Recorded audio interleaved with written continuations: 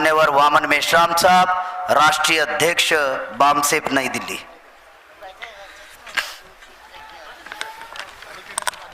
साथियों,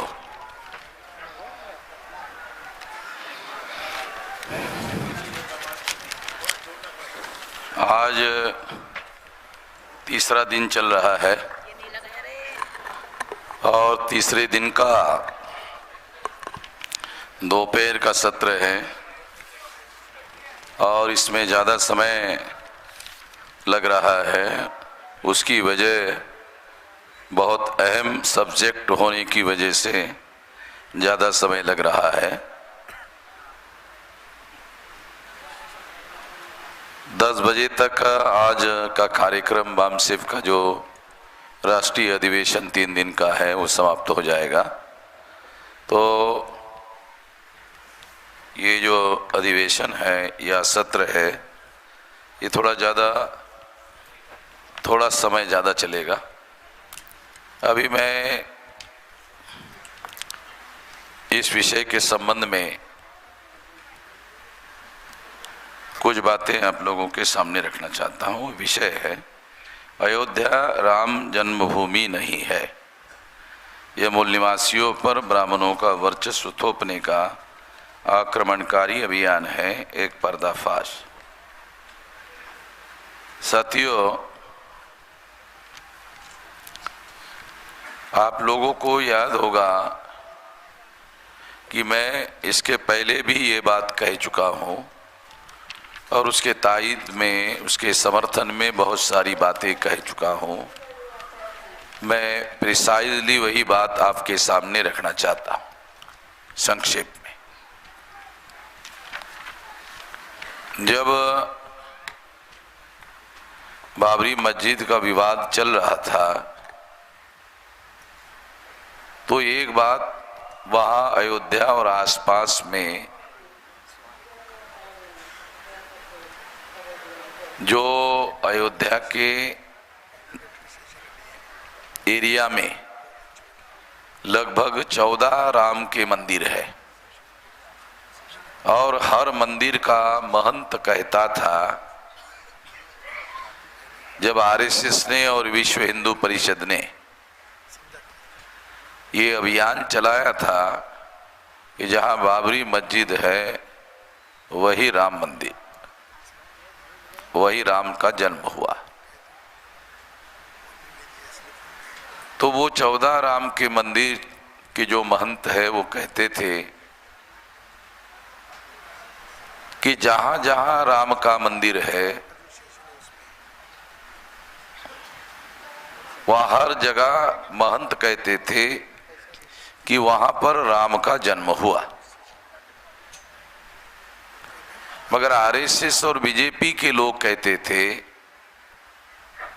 कि नहीं नहीं, जहां राम का मंदिर है वहां राम पैदा नहीं हुए, जहां बाबरी मस्जिद है वहां राम पैदा हुए।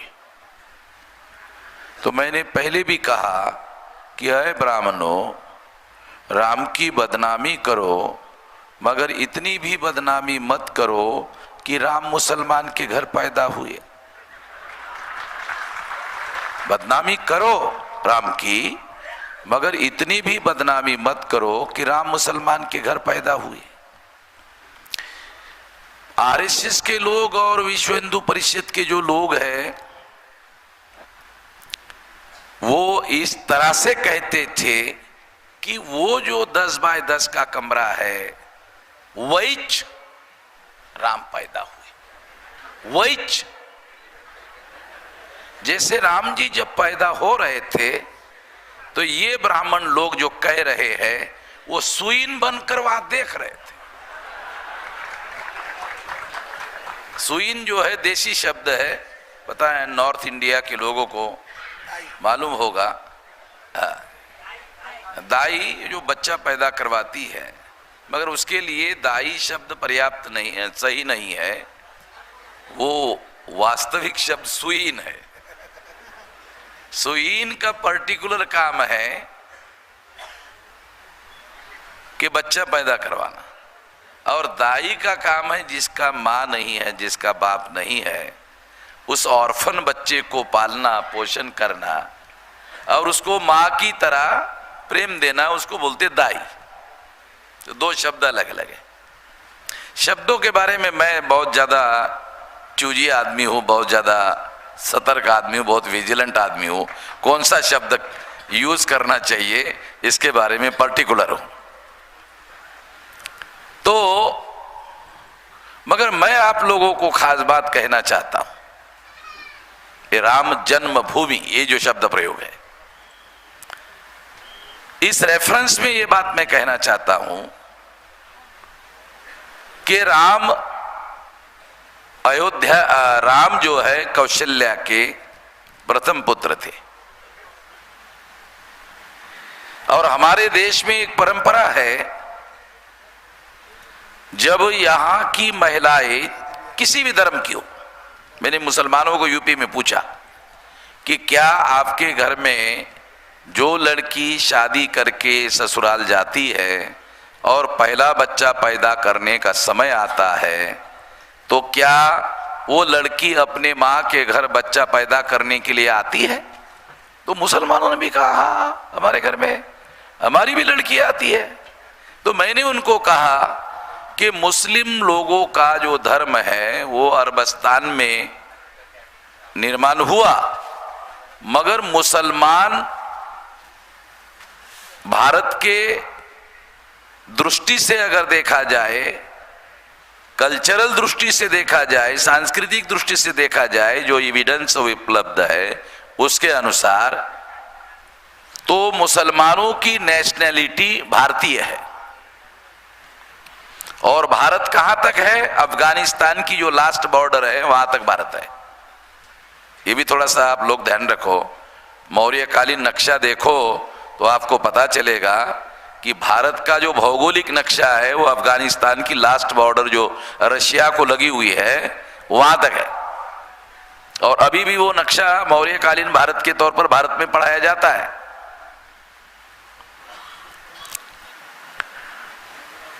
तो राम की मां कौशल्या अयोध्या में थी। अयोध्या कौशल्या की ससुराल थी। जब पहला बच्चा राम को पैदा करने का समय आया तो स्वाभाविक रूप से कौशल्या अपने मां के घर बिहार गई होगी। कौशल देश बिहार के भौगोलिक क्षेत्र में है, ऐसा ब्राह्मणों के पुराण बताते हैं। हमने नहीं लिखा, ब्राह्मणों ने लिखा हुआ है। तो कौशल देश गई होगी। कौशल देश बिहार में है और अपने मां के घर कौशल्या ने अपना प्रथम पुत्र राम को जन्म दिया होगा। ऐसा हमारे देश की जो परंपरा है उसके अनुसार मानना पड़ता है। दूसरी अहम बात मैं आपको बताना चाहता हूं, क्योंकि यहां कोई हिस्टोरियन तो है नहीं, मैं आपके जानकारी के लिए थोड़ा बता दूं। जो परंपराएं हैं हजारों साल से, दुनिया के तमाम हिस्टोरियन लोगों ने परंपराओं को हिस्टोरिकल एविडेंस के तौर पर स्वीकार किया। तो ये परंपरा है। इस परंपरा का हिस्टोरिकल एविडेंस बताता हूं। बुद्ध की मां जब बुद्ध को पैदा करने का समय आया था तो वो अपने मां के घर जा रही थी। तो इसका मतलब मैं कोई काल्पनिक कहानी नहीं समझा रहा हूं आप लोगों को, हिस्टोरिकल एविडेंस के साथ बता रहा हूं। बुद्ध की मां जब बुद्ध को पैदा करने का समय आया था तो अपने मां के घर जा रही थी। तो जो लुम्बिनी जंगल है वो जंगल में ही समय हो गया और जंगल में ही बुद्ध को बुद्ध की मां ने पैदा किया, जन्म दिया। ये हिस्टोरिकल एविडेंस है। जो परंपरा का उल्लेख मैं कर रहा हूं उसका हिस्टोरिकल एविडेंस भी है।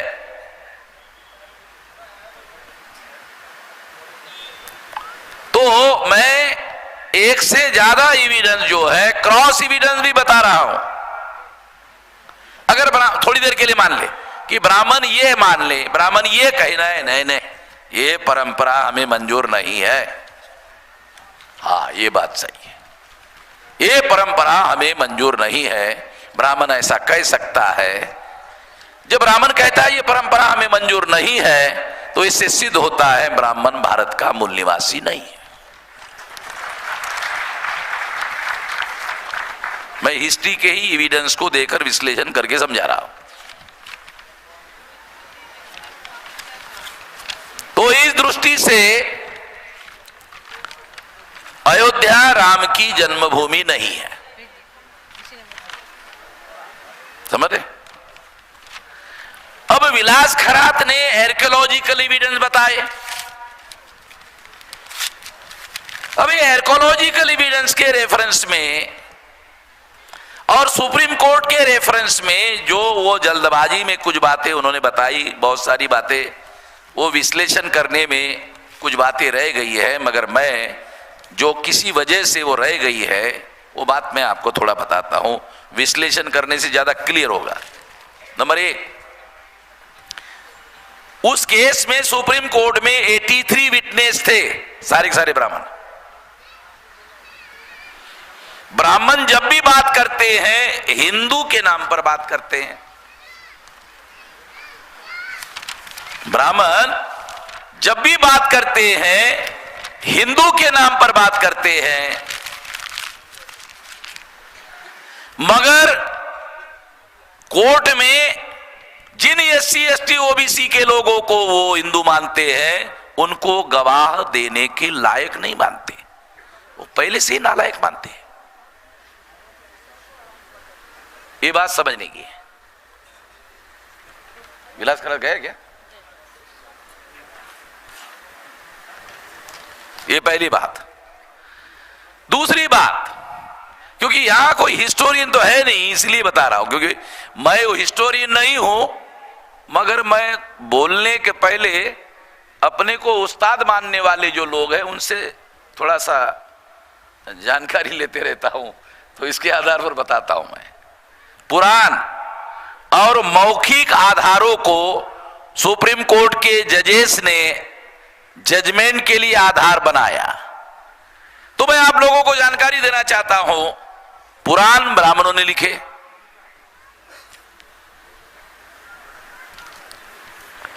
और मौखिक एविडेंस 83 ब्राह्मणों ने दिए।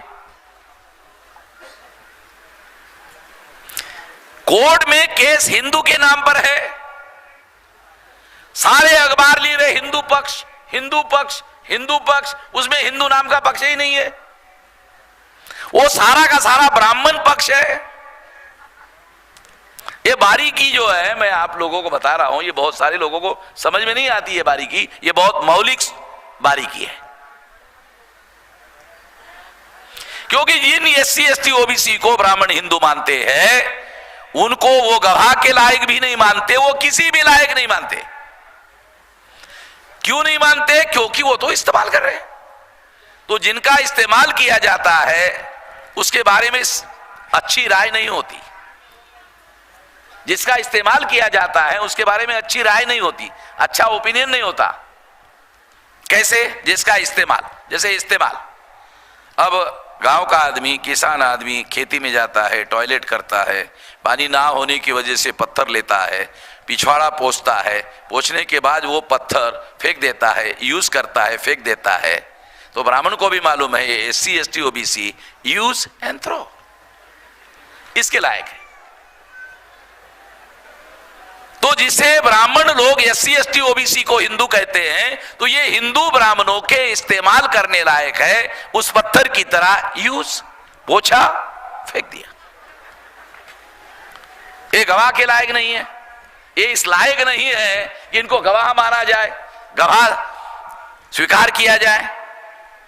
ब्राह्मणों को कभी भी किसी शूद्रों के समर्थन से, अगर वो उनके समर्थन में भी कोई बात कर रहा है तो भी वो बोलते नहीं। मैं आपको महाभारत का एक किस्सा बताता हूं। तक्षक जो नागों का राजा था, वो कर्ण के पास गया। बहुत फंडामेंटल बात है, क्योंकि हम महाभारत को इतिहास नहीं मानते, रामायण को इतिहास नहीं मानते, और ये बात सही भी है। मगर कुछ कथाएं रामायण में और महाभारत में उस समय के इतिहास का रिफ्लेक्शन है। अगर इतिहास जानने समझने वाले लोग अगर इस बात को समझे तो मैं तक्षक का उदाहरण देता हूं। तक्षक गया कर्ण के पास और तक्षक ने कहा मैं नागों का राजा हूं, यानी सांपों का नहीं, नाग जो है ये बहुत भारत में सबसे बहादुर लोग थे जिन्होंने भारत में राजनीतिक संस्थाओं का विकास किया, वो नाग लोग थे। वो गया कर्ण के पास, कर्ण को कहा ये तुम्हारे कौरव पांडवों के पक्ष में मैं आपका साथ देना चाहता, कर्ण का साथ देना चाहता हूं। तो कर्ण ने क्या कहा जानते हो? नहीं नहीं, ये हमारा आपसी मामला है, हम देख लेंगे, तुम्हारी मदद, तुम बाहरी हो, तुम्हारी मदद नहीं लेंगे। रिकॉर्डेड बात है, महाभारत मिला है, ये सारे दुनिया को समझने की बात है, कोई सामान्य बात नहीं है ये। और इसे समझने के लिए भी उस लेवल का दिमाग और बौद्धिक समझ चाहिए, तब जाकर ये बात समझ में आती है तुम बाहरी लोग हो। हाँ, ये तो बात सही है। ब्राह्मणों के दृष्टि से हम बाहरी लोग हैं, और बाहरी शब्द महाभारत में, बाहरी शब्द का अर्थ बाहरी नहीं है, बाहरी शब्द का वास्तविक अर्थ मूल्यवासी है। बाहरी तो वो कर्ण है, बाहरी तो महाभारत के जो पात्र है जो अपने को आर्य कहते हैं वो बाहरी है, मगर वो हम लोगों को बाहरी कह रहे हैं, इसका मतलब है हम जो बाहरी नागों को कह रहे हो, नाग मूल निवासी है। पाटिल साहब समझ रहे क्या? हाँ, ये महाभारत में एविडेंस है। तो भाई एविडेंस के तौर पर आपको बता रहा था कि जो ब्राह्मण है वो उनके आपसी लड़ाई झगड़े में भी हमारी मदद नहीं लेते। नहीं नहीं, तुम्हारी मदद नहीं चाहिए। यहां भी मुसलमानों के साथ जो झगड़ा हुआ उसमें SC ST OBC का इस्तेमाल कर रहे हैं, मदद नहीं ले रहे। मुस्लिम लोगों को ये हिंदू पक्ष नाम का जो शब्द प्रयोग है, ये शब्द समझ में नहीं आता, इतना गालमेल वाला शब्द है, ये समझ में नहीं आता। ब्राह्मण कब हिंदू बन जाते हैं और यकाएक ब्राह्मण बन जाते हैं, ये घालमेल मुस्लिम लोगों के समझ में नहीं आता। वो तो वामन में इस्लाम को समझ में आता है, बाकी किसी को समझ में नहीं आता। ये कितने चालाकी से ये सारी बातें करते हैं, मगर वो हम पकड़ते हैं उन लोगों को, इसलिए हमारे से वो पंगा नहीं लेते, हमारे से झगड़ा नहीं करते। इसका मतलब ये नहीं कि हमारी दोस्ती है उनको मालूम है कि हमसे अगर झगड़ा करेंगे और हमारे से झगड़ा होगा तो दूसरा भीमा कोरेगा हो सकता है, मालूम है उनको। आमने सामने के लड़ाई में ब्राह्मण भारत में कभी भी विजयी नहीं हुए।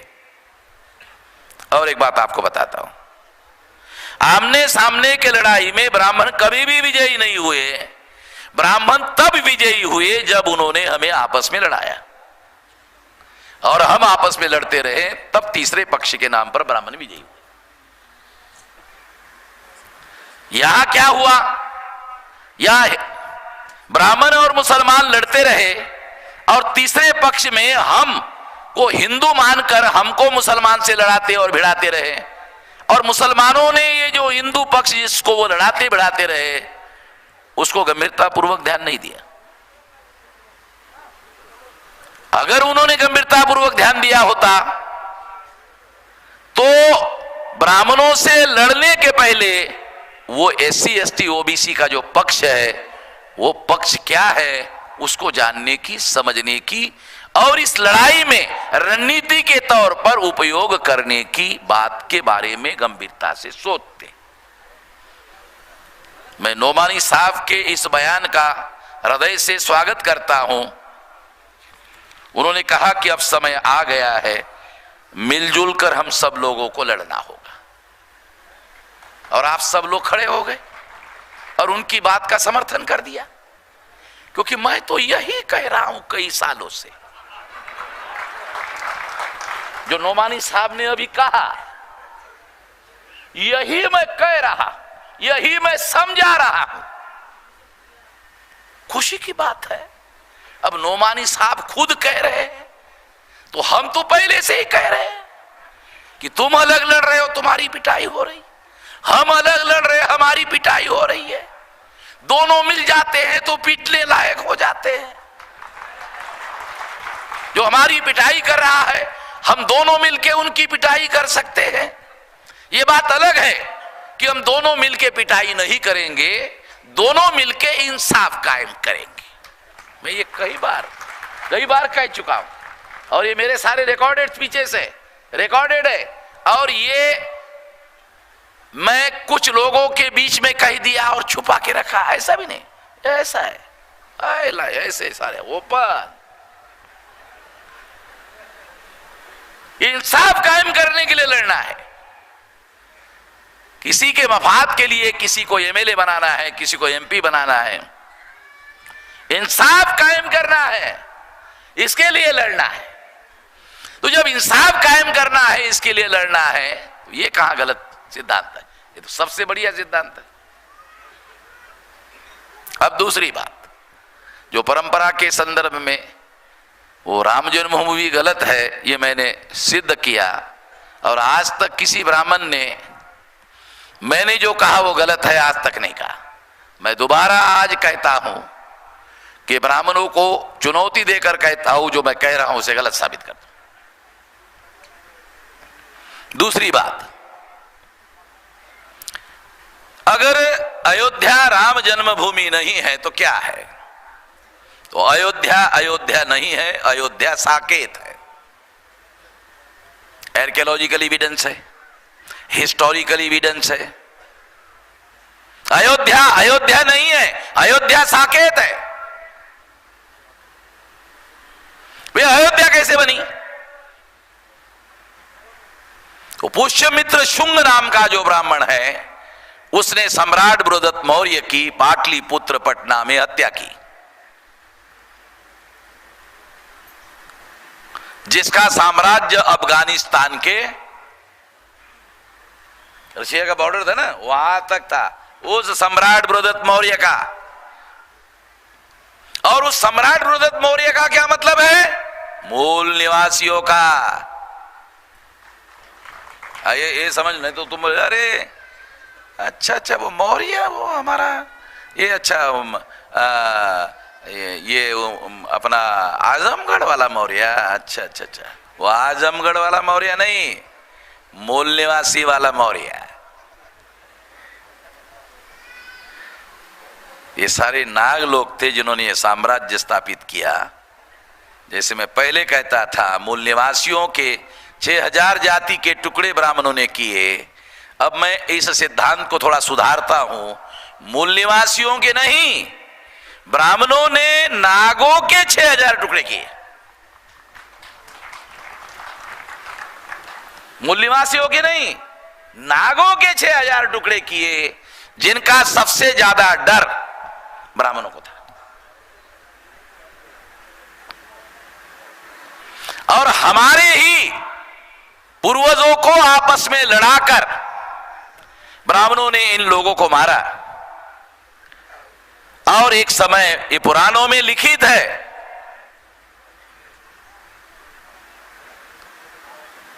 और इसके सबूत है, इसके आधार पर यह बात मैं बोल रहा हूं। पुष्यमित्र शुंग नाम का जो ब्राह्मण है, उसने हत्या करके वो वहां से निकलकर वाराणसी आया, वाराणसी से फैजाबाद आया। फैजाबाद का सारा भूप्रदेश, उसका भौगोलिक क्षेत्र का नाम साकेत है। भौगोलिक क्षेत्र का नाम साकेत है, ध्यान रखो। भौगोलिक क्षेत्र का नाम फैजाबाद नहीं है, भौगोलिक क्षेत्र का नाम साकेत है। और ये जो योगी आदित्यनाथ है, ये जहां से आया है, ये गोरखपुर से आया है। गोरखपुर का नाम गोरखनाथ के नाम पर गोरखपुर पड़ा। गोरखपुर जो नाम है, एक गोरखनाथ जो था उसके नाम पर पड़ा। गोरखनाथ कौन है? तो ब्राह्मणों का एक बहुत बड़ा साहित्यिक पंडित था उत्तर प्रदेश का, उसने लिख के रखा गोरखनाथ तंत्रयानी बौद्ध है। हीनयान, महायान, तंत्रयान, वज्रयान, ये 4 शाखाएं हैं मुख्यतः बुद्धिस्ट लोगों की। उसमें गोरखनाथ तंत्रयानी जो शाखा है, उस शाखाओं के प्रमुख आचार्यों में एक आचार्य, खुद ब्राह्मण कहते हैं, यानी बुद्धिस्ट है। और उस बुद्धिस्ट मठ का प्रमुख नाथपंथी, ये लोग नाथपंथी कहते हैं अपने को, बराबर है ना विलास, नाथपंथी। और योगी आदित्यनाथ मुख्यमंत्री बनने तक भाजपा का सदस्य नहीं था, उसका अपना अलग संगठन था। वो पॉलिटिकल लेवल पर बीजेपी से चुनाव लड़ता था। उसका जो, जिसका वो उत्तराधिकारी जिसका बनाया गया, उसका नाम था अवैधनाथ। उसके नाम में भी नाथ था। यह आदित्यनाथ है, वो अवैधनाथ है। अब अवैधनाथ सुनने को अच्छा नहीं लग रहा होगा आप लोगों को, है उसका उत्तराधिकारी है ये अपना आदित्यनाथ। और आपने देखा होगा ब्राह्मण धर्म के जो जितने भी साधु हैं, उनकी बहुत बड़ी बड़ी जटाएं होती है। आदित्यनाथ की जटा नहीं है, आदित्यनाथ का टकला है। टकला क्यों है? क्योंकि उसकी परंपरा बुद्धिस्ट लोगों की है। नोमानी साहब बहुत खास बात समझा रहा, उसकी परंपरा ब्राह्मण धर्म की नहीं है, योगी आदित्यनाथ की। उसकी परंपरा बुद्धिस्ट लोगों की है, इसलिए टकला है। क्योंकि बौद्ध भिक्षु जो है वो बाल नहीं रखते।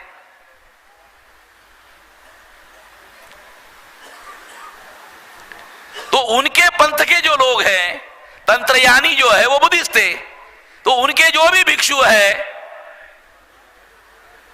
वो बाल नहीं रखते।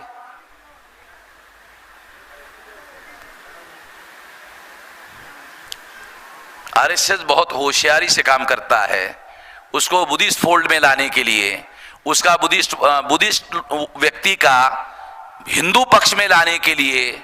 अगर उसको इस्तेमाल किया जाए तो उसको बनाया जा सकता है, इस्तेमाल किया जा सकता है, बहुत योजनाबद्ध तरीके से करता है। महाराष्ट्र में आपको सुनकर आश्चर्य लगेगा कि सरसंघ चालक भागवत अमरावती जिले में, ये जो चक्रधर स्वामी का कौन सा पंथ, महानुभा, उसका जो मठ है बड़ा, उसमें 1 हफ्ता जाके रहा और उसको मनाता रहा, तुम आ जाओ, इधर आ जाओ, इधर आ जाओ, इधर आ जाओ। वो 8 दिन रहने के बाद भी नहीं माना वो मठ का। उसने मेरे पास मैसेज भेजा, वो आया था मेरे पास। बहुत सारे साधु लोग, नोमानी साहब, अब मेरी मदद चाहते, मुझे समझ में नहीं आता मैं गृहस्थों की लड़ाई लड़ूं कि साधुओं की लड़ाई लड़ूं, मुझे समझ में नहीं आता। साधु लोग भी मेरी मदद चाहते हैं, गृहस्थ भी मेरी मदद चाहते हैं। मैंने साधुओं को पूछा, अरे मैं गृहस्थों की लड़ाई लड़ रहा हूं, आप मेरी मदद करना चाहिए, आप मेरी मदद क्यों मांग रहे? कहा कि नहीं, आप ही लड़ सकते हैं, अभी हमको समझ में आ गया है कि हम नहीं लड़ सकते। तो मैं उन लोगों का भी संगठन बनाने में लगा हुआ हूं। हाँ, उन लोगों का भी संगठन बनाने में लगा हूं। मैं जहां जहां जाता हूं वहां भागवत जाता है। मैं अमेरिका गया, वहां भागवत गया। मैं लंदन गया, फिर वहां भागवत गया। जिस समय में मैं लंदन में था उसके 2 दिन पहले भागवत हुआ। अरे मैंने कहा मेरा पीछा क्यों कर रहा है भाई, आप भी मैं जहां जा रहा वहां वो पहले। मैं शिकागो गया, वो भागवत को पता चला कि वामन मेश्राम वो शिकागो में जहां धर्म सम्मेलन हुआ था वहां जाके आया और वहां ये बोल के आया। तो मुझे काउंटर करने के लिए उन्होंने फिर वहां सम्मेलन लगाया। तो मुझे मालूम हुआ तो मैंने अमेरिका के हमारे लोगों को कहा मुर्दाबाद करने के लिए जाओ, तो मुर्दाबाद वहां भागवत काशी क्या गो में मुर्दाबाद हुआ। मैं भारत में ही था, मैं वहां नहीं था मुर्दाबाद के लिए। तो हमारे लोग अब दुनिया में हर जगह जो है, मैंने कहा कुछ मत करो, कम से कम मुर्दाबाद तो करो, रिकॉर्ड में रखो कि हमने तुम्हारा स्वागत नहीं किया, मुर्दाबाद किया।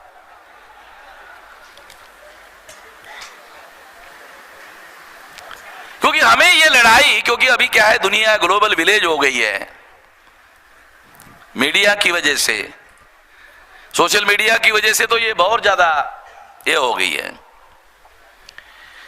तो जिस पुष्यमित्र शुंग नाम के ब्राह्मण ने वो आया, सम्राट बृहदत्त मौर्य की हत्या करके फैजाबाद आया, और फैजाबाद के 7 किलोमीटर का जो एरिया है फैजाबाद से, वहां पर उसने अयोध्या बनाया।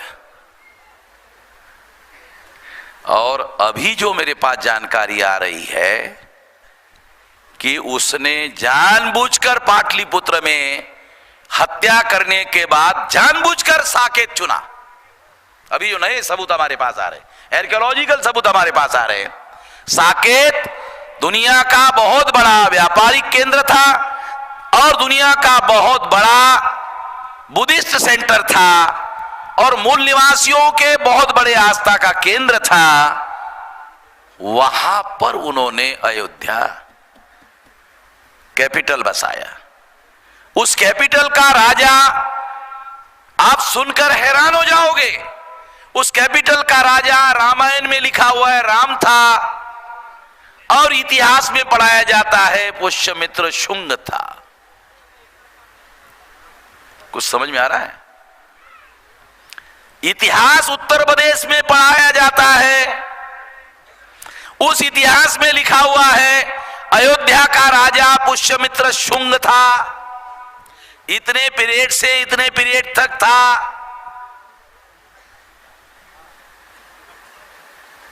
और रामायण में पढ़ा जाता है अयोध्या का राजा राम था।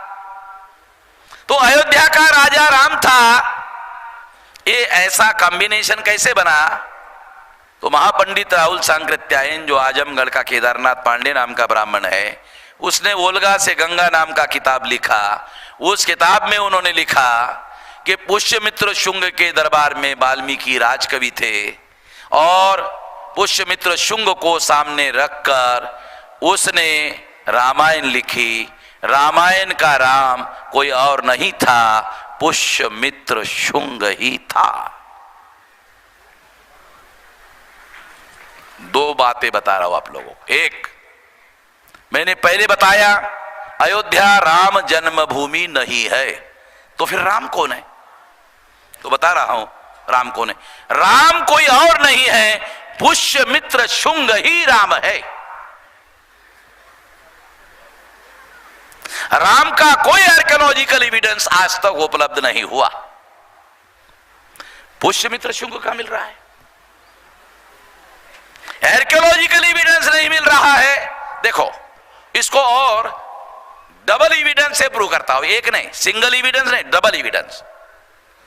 राम की पत्नी का नाम रामायण में बताया सीता। तो हमने सोचा चलो यार, राम का आर्कियोलॉजिकल एविडेंस नहीं मिल रहा है, तो उसके पत्नी का अगर मिल जाता तो मान लेते राम हो गए। तो सीता का ढूंढने के लिए गए, तो सीता, उसका जो बाप है जनक, वो हल चला रहा था जमीन में, हल चलाते चलाते मिली। सीता का बायोलॉजिकल बर्थ नहीं है, राम का बायोलॉजिकल जन्म नहीं है। साइंटिफिक लैंग्वेज में सीता का बायोलॉजिकल बर्थ नहीं है, राम का बायोलॉजिकल बर्थ नहीं है। साइंटिफिक बात में, साइंटिफिक अर्थों में बता रहा हूं। दशरथ निमुत्रिक है, ऐसा ब्राह्मणों ने वाल्मीकि रामायण में लिखा। केरला के कोई व्यक्ति है यहां बोल रहे थे कि राम बड़ा अच्छा राजा था, बहुत अच्छा राजा था। हाँ, अच्छा था। मेरी अगर वो सुन रहे हैं तो उनको लगेगा हाँ बहुत अच्छा था, कितना अच्छा था। इतिहास पढ़ते वक्त क्रॉस एविडेंस ढूंढने पड़ते हैं। क्रॉस एविडेंस जब तक आप प्रूव नहीं कर सकते तब तक वो बात मौलिक रूप से बराबर है नहीं मानी जा सकती। इतिहास पढ़ते वक्त ये ध्यान रखने का। मैं क्रॉस एविडेंस बता रहा हूं आप लोगों को, सामान्य एविडेंस नहीं। अगर राम का कोई आर्कियोलॉजिकल एविडेंस नहीं मिला तो ब्राह्मण लोग ये जानते थे कि भविष्य में ये सवाल उठेगा, क्योंकि हम तो काल्पनिक बता रहे। फिर सवाल पूछेंगे, अरे बुद्ध का मिल रहा है, उसके पहले हुआ। वाल्मीकि रामायण में 2 श्लोक बुद्ध के विरोध में गाली गलौज है। नोमानी साहब, वाल्मीकि रामायण में 2 श्लोक है संस्कृत में, बुद्ध के विरोध में गाली गलौज है। यह एविडेंस इस बात को सिद्ध करता है कि वाल्मीकि ने जो रामायण लिखा वो बुद्धोत्तर है, यानी बुद्ध के बाद लिखा गया है। बराबर है विलास? रिकॉर्डेड बात है,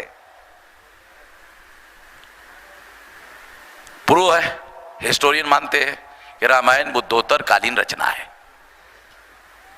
मैं भी यही कह रहा हूं कि रामायण बुद्धोत्तर है। एविडेंस है वाल्मीकि रामायण में, क्योंकि ये जो मौर्य की घटना हुई, बृहदत्त की हत्या की, ये बुद्ध के बाद चंद्रगुप्त, चंद्रगुप्त के बाद मौर्य और बहुत सारा, फिर उसका खानदान, फिर उसके बाद आखिरी सम्राट, सम्राट बृहदत्त मौर्य, उसकी हत्या करके पुष्यमित्र शुंग राजा बना।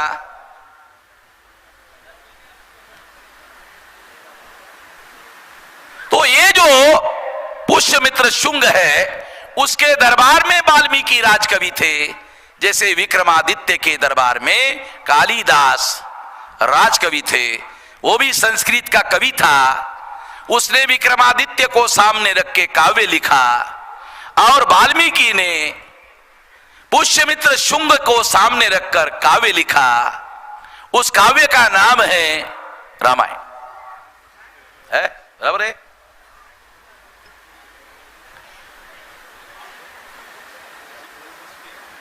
और अगर ऐसा है तो इसका मतलब यह है कि रामायण का राम कोई और नहीं है, पुष्यमित्र शुंग ही है।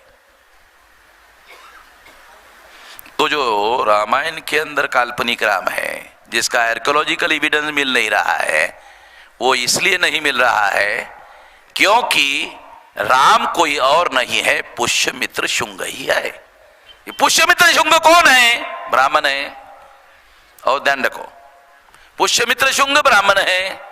दशरथ कौन है? राम का पिताश्री दशरथ कौन है? क्षत्रिय है। पुष्यमित्र शुंग कौन है? ब्राह्मण है। कॉन्ट्रडिक्शन आ गया कि पुष्यमित्र शुंग ब्राह्मण है, दशरथ क्षत्रिय है, क्षत्रिय के घर में क्षत्रिय पैदा होता है।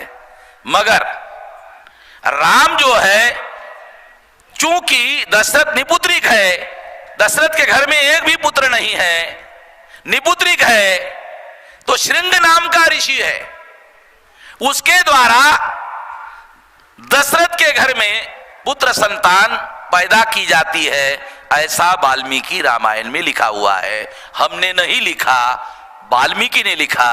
और वाल्मीकि ने रामायण में लिखा, मैं प्रचेता का 10वां पुत्र हूं और प्रचेता ब्रह्मा का पुत्र है। और ब्रह्मा का मतलब है, ये कह सकता है, वाल्मीकि के कहने का मतलब है, मैं लुंगे सुंगे ब्राह्मण के खानदान का आदमी नहीं हूं, डायरेक्ट ब्रह्मा के खानदान का हूं।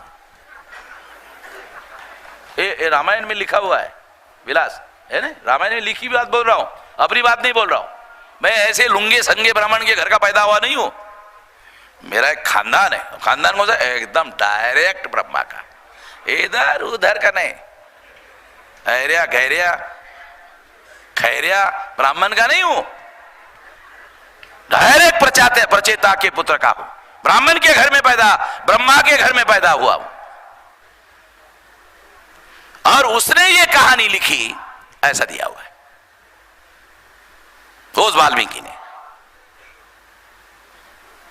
तो इसका क्या मतलब है? उसने लिखा दशरथ के घर में कोई पुत्र नहीं है, दशरथ निपुत्रिक है। अश्रिंग नाम के ऋषि से दशरथ के घर में पुत्र संतान प्राप्त कराई गई। इसका मतलब है दशरथ क्षत्रिय है, मगर क्षत्रिय के घर में जो पुत्र पैदा हुआ वो ब्राह्मण जो ऋषि है श्रृंग ऋषि से पैदा हुआ है। पाटिल साहब समझ लो, बहुत बारीक बात बता रहे, माइक्रो लेवल की बात है, बायोलॉजिकल साइंस के आधार पर बता रहा हूं। इसका मतलब है वाल्मीकि ने वाल्मीकि रामायण में लिखा कि राम का जो बायोलॉजिकल फादर है वो दशरथ नहीं है। बायोलॉजिकल फादर पुष्यमित्र शुंग का जो बायोलॉजिकल फादर है वो श्रृंग ऋषि है। शुंग श्रृंग, समझ लो, बहुत माइक्रो एनालिसिस है। श्रृंग श्रृंग,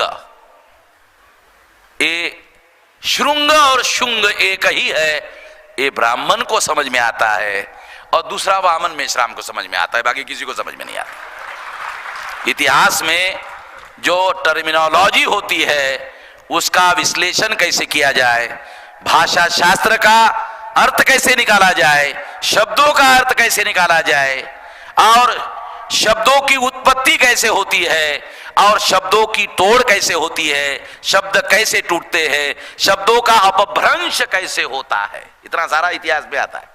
मैं एक भी विषय का ज्ञाता नहीं हूं नमवानी साहब, मगर मैं अपने हिसाब से पंडित की पिटाई करने हद तक जानता हूं, फिर वो मेरे झंझट में नहीं पड़ते, इतना जानता हूं। और इसीलिए कोई ब्राह्मण, बल्कि गांधीधाम में एक हाई कोर्ट का लॉयर ब्राह्मण था, उसके बाद ब्राह्मण महासभा के लोग गए, कहा कि वामन मेश्राम के खिलाफ केस करना है। वो हाई कोर्ट के लॉयर ने, जो ब्राह्मण था, ब्राह्मण महासभा के लोगों को कहा, वामन मेश्राम को जानते हो कौन है?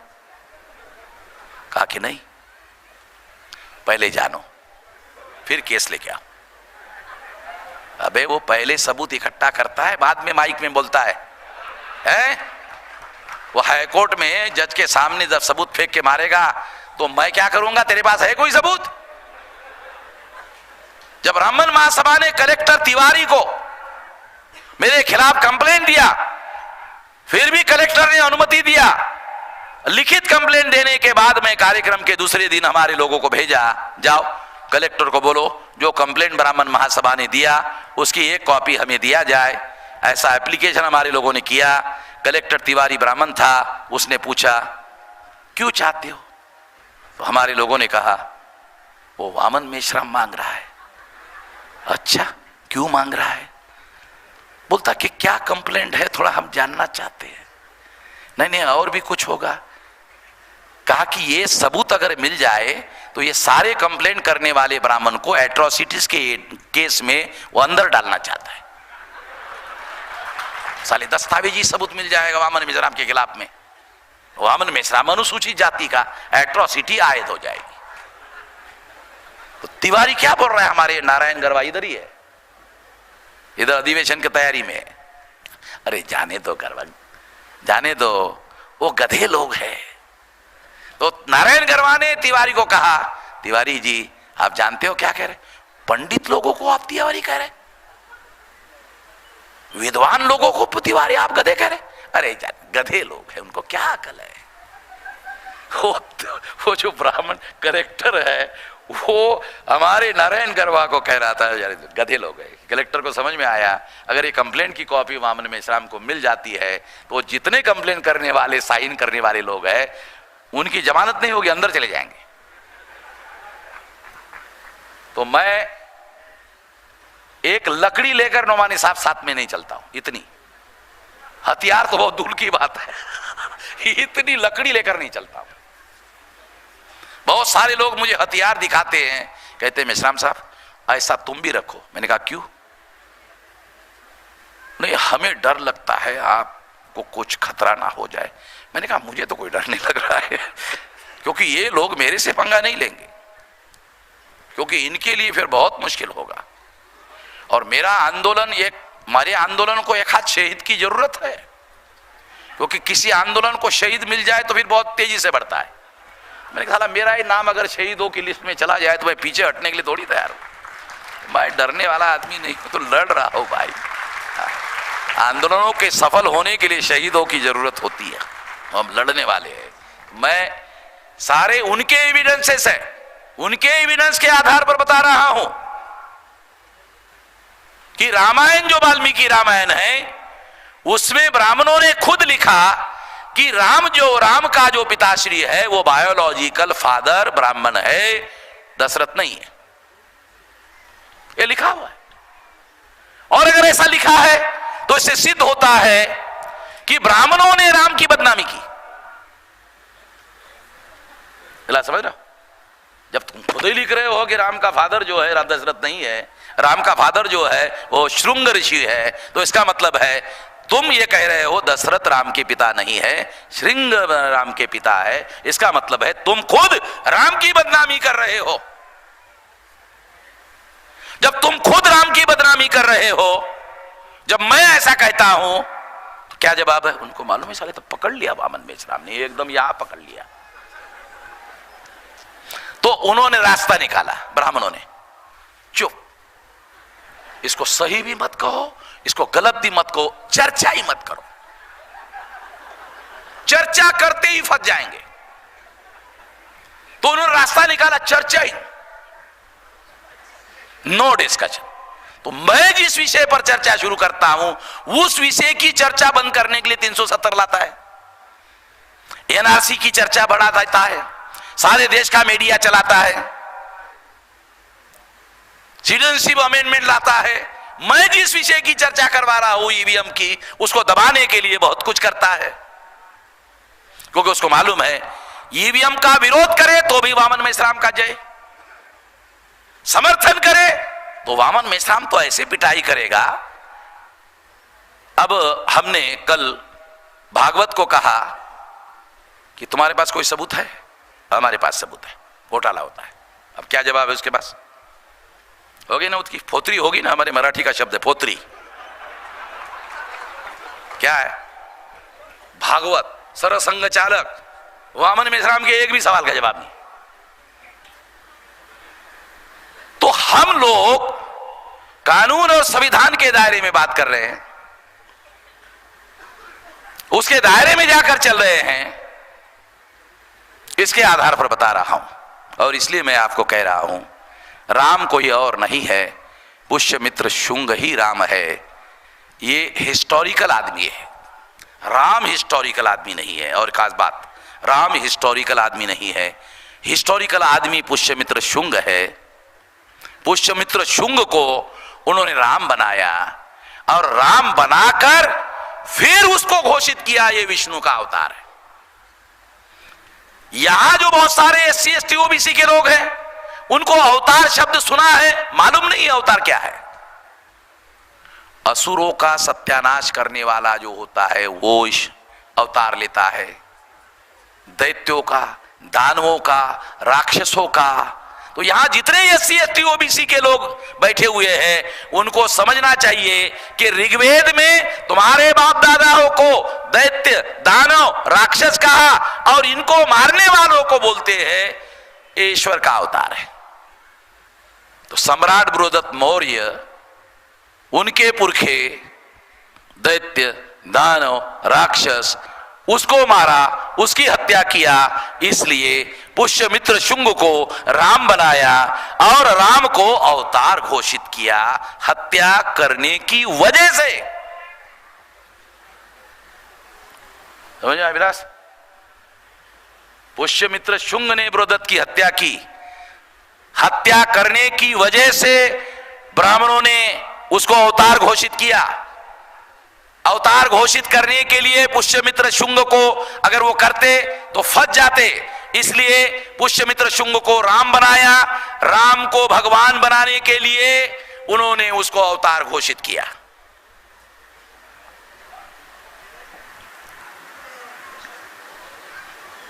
ये सारा मामला है। अब आखिरी बात कह देता हूं। ब्राह्मण कहते हैं मुगलों का राज था, उन्होंने जबरदस्ती से हमारा मंदिर तोड़ा और वहां मस्जिद बनाई।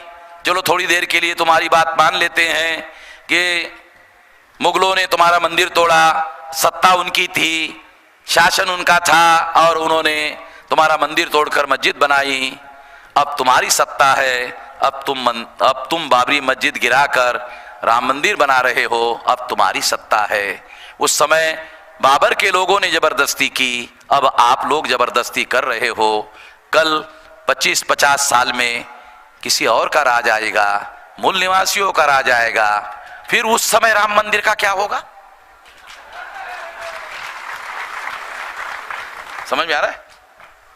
भविष्य बता रहा हूं, कोई मैं पंचांग नहीं देखता हूं,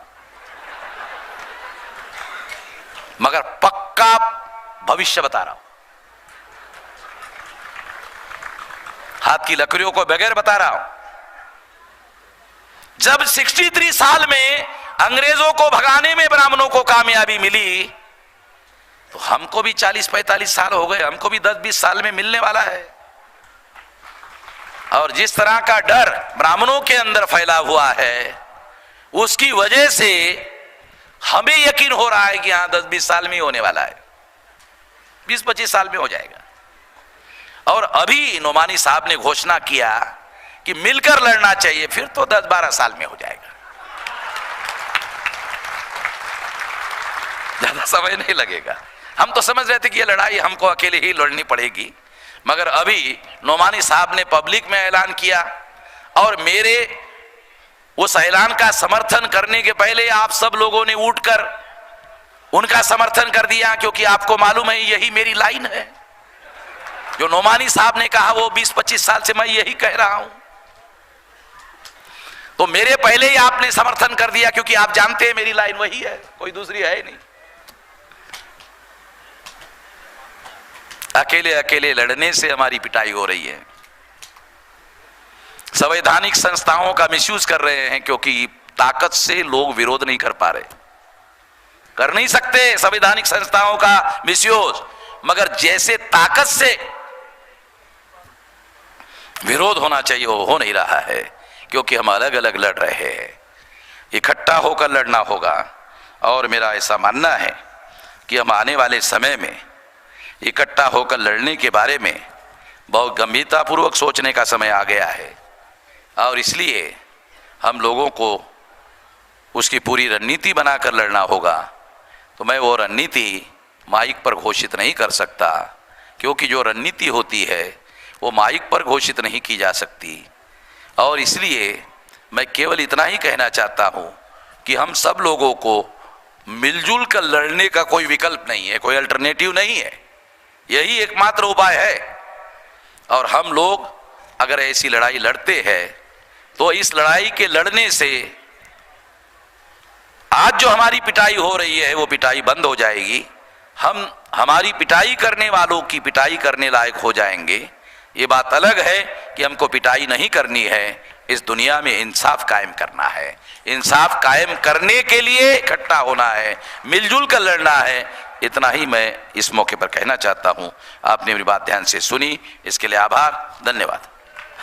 सभी डेलीगेट साथियों को एक सूचना है, 2 मिनट के लिए रुक जाइए। साथियों,